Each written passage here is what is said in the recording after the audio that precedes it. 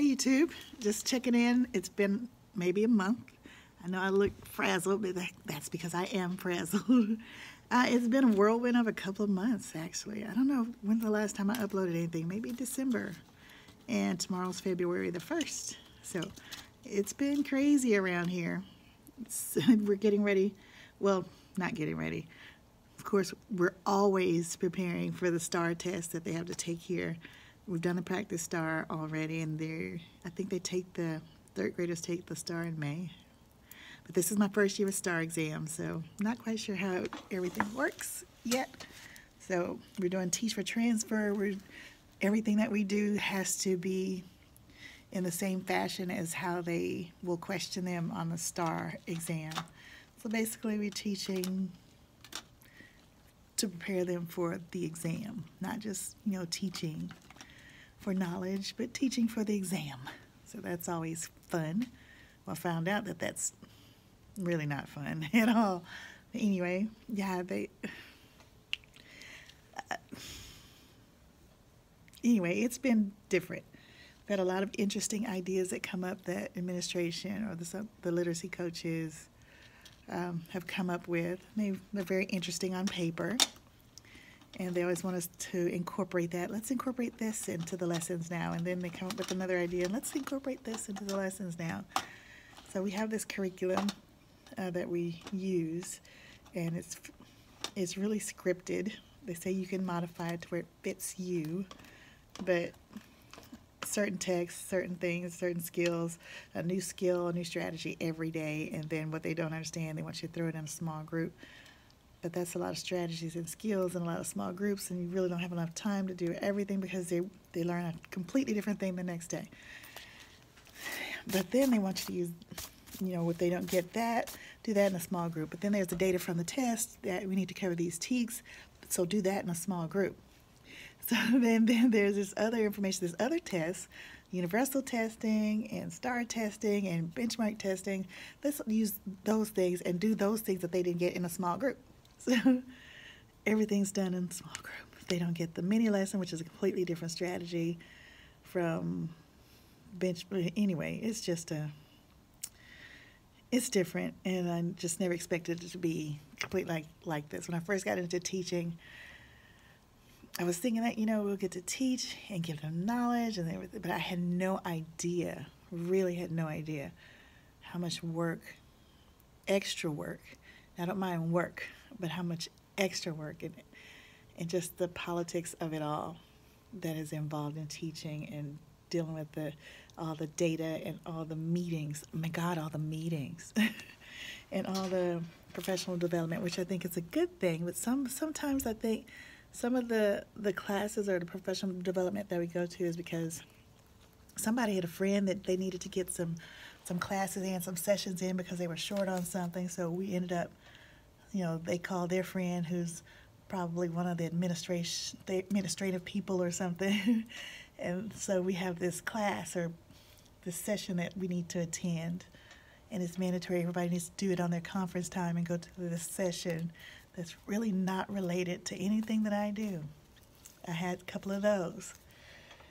So when I say sometimes it gets frustrating, but then when you see those faces and they finally get something that you're trying to teach, it's rewarding. It's rewarding in its own way, but it is so much work. Anyway, so I hope everything's going okay with you guys. And I would just check in with you all later. I'm sitting here, it's about 4:13.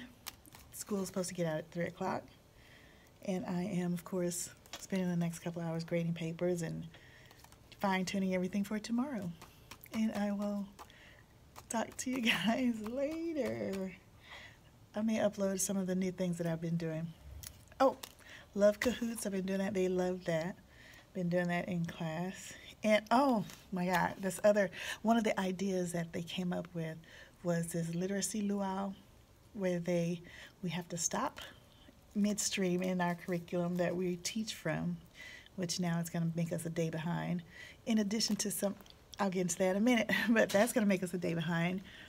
And they have this literacy luau is what they call it, where each teacher takes one TEK that, when benchmark testing, their students did the best on. They had the highest scores from their students in that TEK, so they were assigned whatever TEK that they were highest on, and they taught that particular thing. So everybody had a different TEK that they're teaching from, the ELA and the math teachers.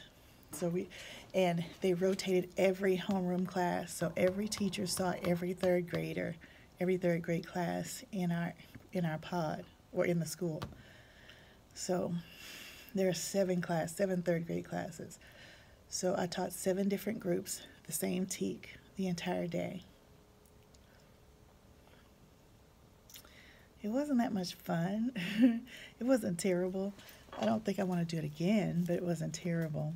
So we didn't worry about accommodations or behavior plans that day, according to them. Don't worry about that. Don't worry about it. But it was different. It was, like I said, it wasn't horrible, but I don't think I ever want to do that again. So we are a day behind. In addition to this new text that they found, I don't know what some motivational reading book, and they had a lot of passages with comprehension questions. It teaches a lot of different things: inferencing, predicting, summarizing. But so does our curriculum. But the motivational reading, the questions are formatted in there more like what it would be on the STAR test. So we also have to stop our curriculum, which is we have to have so many of them done by a certain date. It's time sensitive. So we have to stop that and incorporate the motivational reading. So they want us to try and stick mini lessons in the small group, the lessons from the actual curriculum in small group, and then do the motivational reading as whole group. So it's been interesting. You can't always get to everything with everything that they want done. I'm just feeling a little overwhelmed, a little frustrated. No, not a little overwhelmed. I'm feeling a lot overwhelmed, and I'm thinking about the scores and the grades, and the classes that I and my partner teacher have. They're the students with the lowest scores. They came in on the lowest levels. The other classes, the other 2 teachers have GT because they're GT certified, and the other 3 classes are bilingual. So we're the only other class. So we have the ones that are not GT. So we have the ones that may have the lowest reading levels coming in, the lowest math scores coming in, which is really puts us at a disadvantage, and it really looks terrible on paper, but that's the group that they gave us. And these are the students. This is a magnet school, but we have the students that were zoned to this area, not the ones that were approved on the application. So yeah, so just pray for me. I'm still hoping for the best, still trying to stay positive and hope for the best. I work with some great people, so I love the people. Then it's just been so cold this past week, and we don't have a roof on our building. So when it's cold outside, it's cold here. We have to bundle up to go to the bathroom. When it's hot outside, we're boiling, because this is Houston. When it's hot outside, we're hot. So that's another challenge. It's been really cold and wet this last couple of days, so we've been freezing. We're wearing coats and hats in the classroom.